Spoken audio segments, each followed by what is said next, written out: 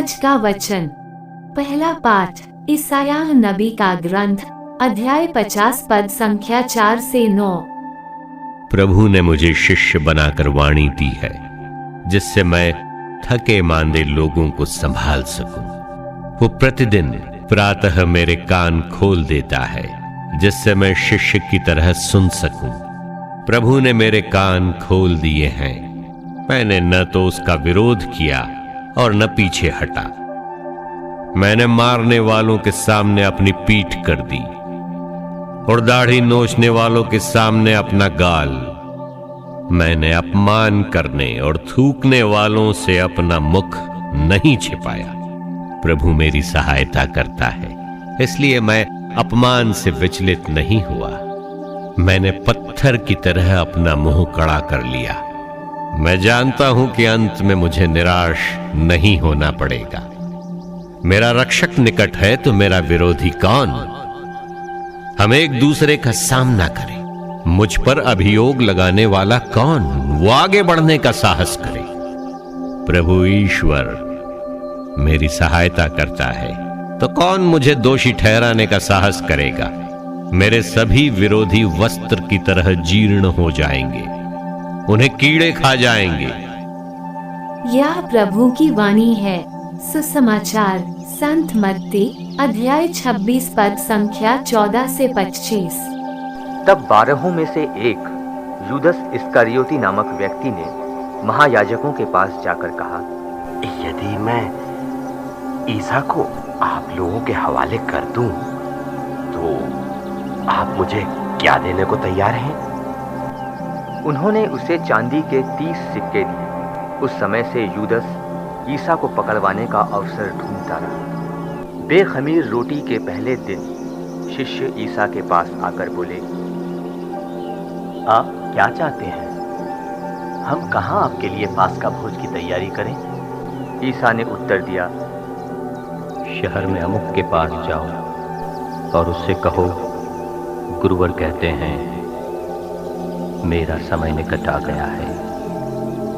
मैं अपने शिष्यों के साथ तुम्हारे यहाँ पास्का का भोजन करूंगा।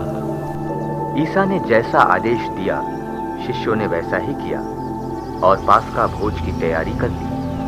संध्या हो जाने पर ईसा 12 शिष्यों के साथ भोजन करने बैठे। भोजन करते समय ईसा ने कहा, मैं तुम लोगों से ये कहता हूं,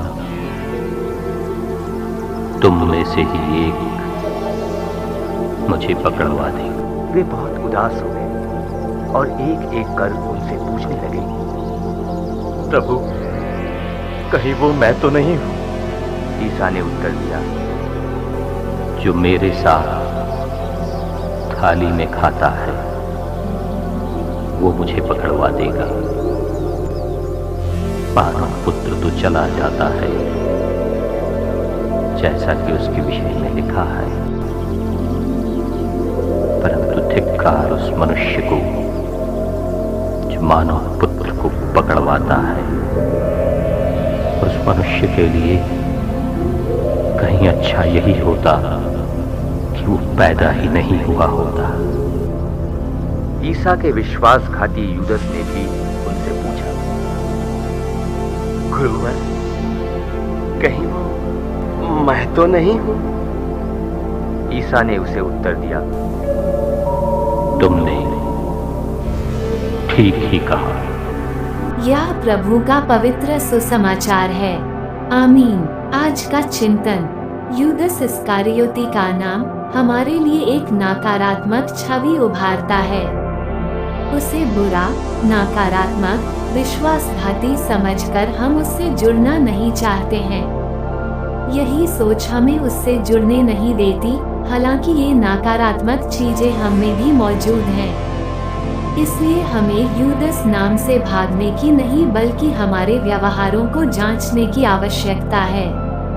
सही तरीके से अपना जीवन न जीकर हमने भी यीशु के साथ विश्वासघात किया है। यीशु के साथ उसका विश्वासघात उसकी बड़ी गलती नहीं थी, पर उनकी यह सोच कि यीशु उन्हें कभी भी माफ नहीं करेंगे। यीशु उसके विश्वासघात को पेतरुस की तरह कर देते, जैसे कि यीशु ने अन्य पापियों की गलतियों को क्षमा किया था। पर यूदस तो स्वयं अपने पापों की करनी पर केंद्रित था और यीशु के प्रेम को भूल गया था। ईश्वर हमारे पापों को क्षमा करने के लिए हमारी राह देखते हैं। तो आइए आज हम भी ईश्वर से प्रार्थना करें और कृपा मांगे, ताकि हम भी अपने किए सभी पापों को प्रभु के सम्मुख प्रकट कर उनसे क्षमा की याचना करें और सच्चे हृदय से पश्चाताप करते हुए उनके पास लौट आए। आमीन।